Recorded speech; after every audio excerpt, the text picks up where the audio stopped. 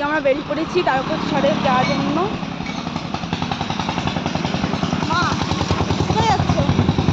তারকেশ্বরে যাচ্ছি, আমরা বেরিয়ে পড়েছি তারকেশ্বরে যাওয়ার জন্য। আর দেখতে থাকো ভিডিওটা। তারকেশ্বরে বাবার বাড়িতে যাওয়ার আগে অনেক নিয়ম নিষ্ঠা পালন করতে হয়, কিন্তু আমি সব কিছু নিয়ম নিষ্ঠা পালন করতে পারিনি।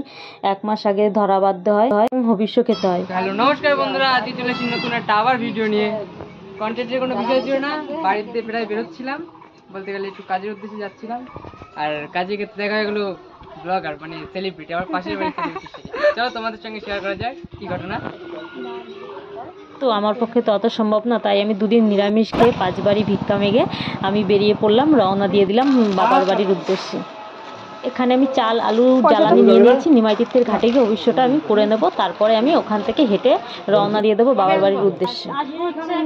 প্রথমে আমি অটো ধরে স্টেশনে চলে আসলাম। স্টেশন থেকে ট্রেন ধরে বারাসাত থেকে বাস ধরে নিয়েছি। এখন বাসে রয়েছি, আর বাসের থেকে নেমে আমি চলে যাব শাওড়াফুলি থেকে ধোপিঘাট থেকে নিমাই তীর্থের ঘাটে চলে আসবো। চলে আসলাম শেষমেশ ধোপিঘাটে। এখন এখান থেকে পার হবো, তারপরে ওই পারে যাবো নিমাই তীর্থের ঘাট, ওখানে অবশ্যই করে তারপরে আবার হাঁটা শুরু।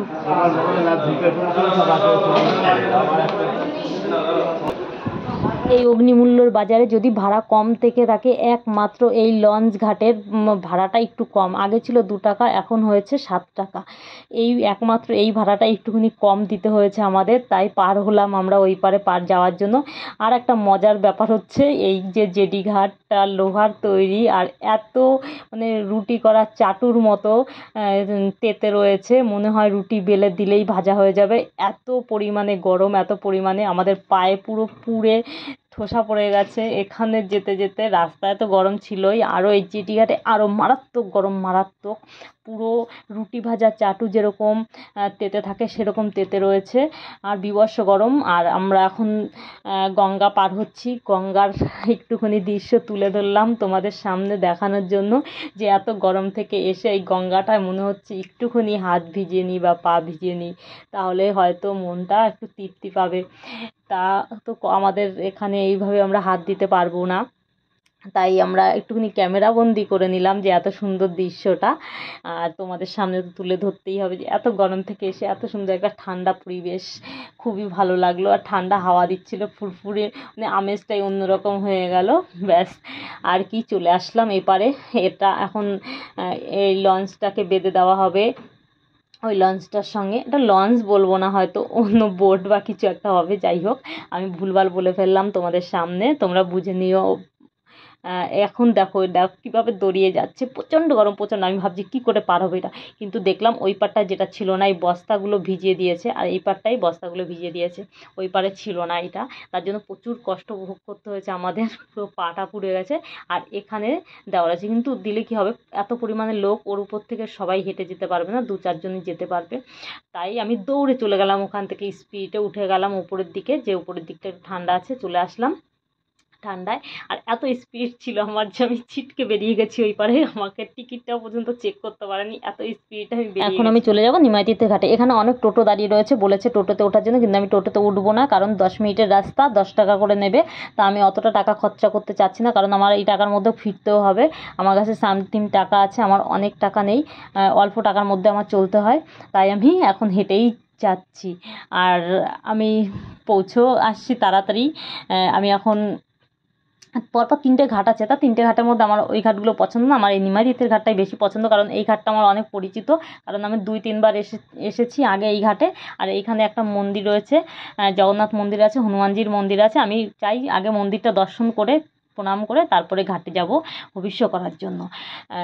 তার জন্য আমি চলে আসলাম নিমাই তীর্থের ঘাটে। এখন এখানে পুরোহিতরা রয়েছেন পুজো করার জন্য, আর যারা পুজো করেন তারাই কিন্তু ঘাটটা বেঁধে দেবে। ঠিক আছে, ধরা বেঁধলাম উনি, আর স্নান করে দিলাম ওনাদেরকে, বললাম এইবারে ঘরটা বাজার করে আমার বললাম কতদিন রাখবো, ওনারা বললো পয়লা বৈশাখ আমি এতদিন রাখতে পারবো না পয়লা বৈশাখ পর্যন্ত, তাই আমি এটাকে খুলে ফেলবো, আমার জন্মদিন। আমরা ঘাটে নামছি, ঘাটে চলে আসছি, উত্তরীয় করে নিয়েছি। এবারে ঘাটে আমরা ঘাট পর্যন্ত এখনই যাবো না, একটু পরে যাবো। আগে দেখি ব্যবস্থা কোথায় কি রান্নার ব্যবস্থা করা যায়, দেখে নিই। এখান থেকে সবাই রান্নার ব্যবস্থা করছে। তারপর নিয়ে এসছি, এখন আমরা অবশ্যটা করে নেবো। এই জায়গাটাও বেছে নিয়েছি, আর এখানে গ্যাসটা রেখে দিলাম, ব্যাস।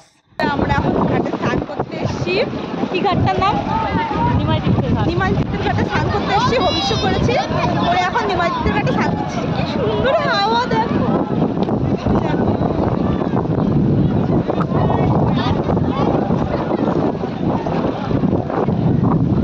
সুন্দর হাওয়া। এই যে মা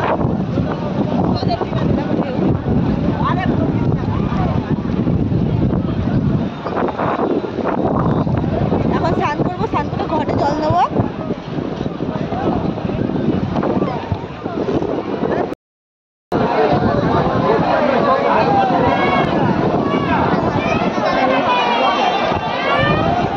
নেওয়া হয়ে গেছে, আমরা এখান থেকে বেরিয়ে পড়ছি।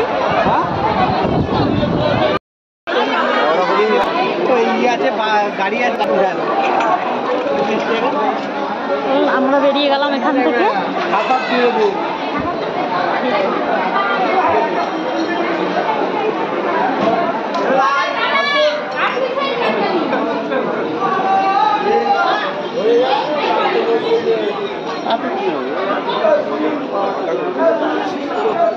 জয় বাবা ভোলেনাথ।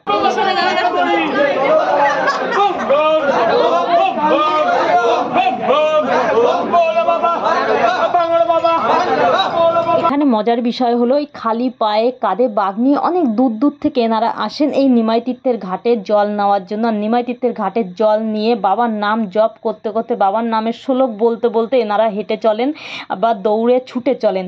আর এনাদের সঙ্গে আমরা তালে তাল মিলিয়ে সমানভাবে চলতে চেষ্টা করি, কিন্তু অতটা পারি না, তবেও চেষ্টা করি।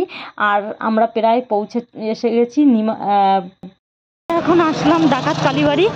এই যে ডাকাত কালীবাড়ি চলে আসলাম।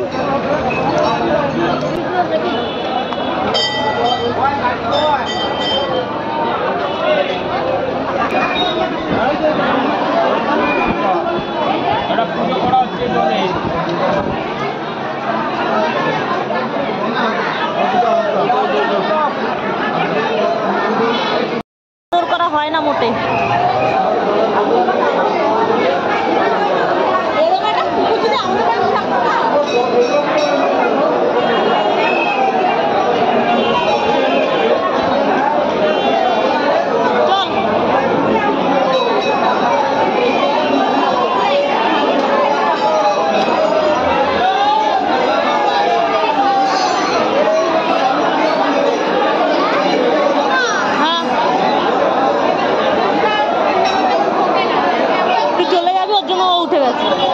বিদায় জানাতে হবে না?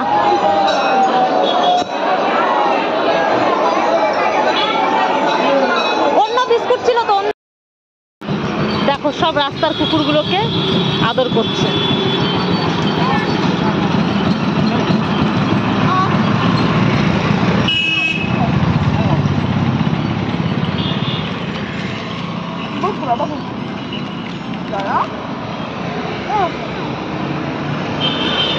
ক্রিম বিস্কুট মনে হয় খায় না।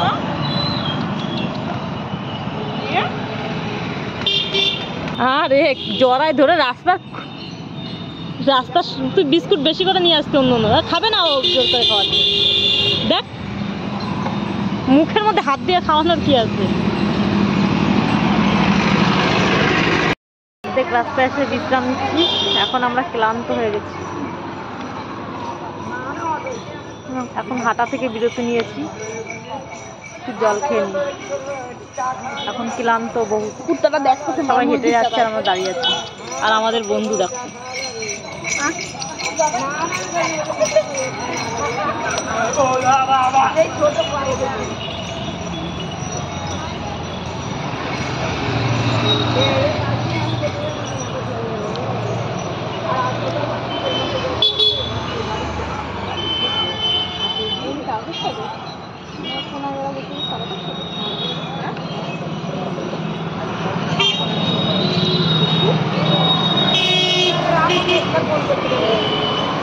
যে কটা কুকুর থাকবে সব কটাকে আদর করা চাই। দেখো কুকুরগুলো সব ছুটে ছুটে চলে আসে।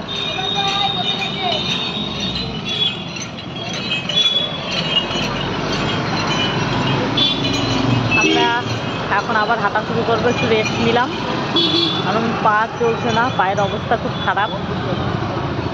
আবার তোমাদের আপডেট দেবো পরে।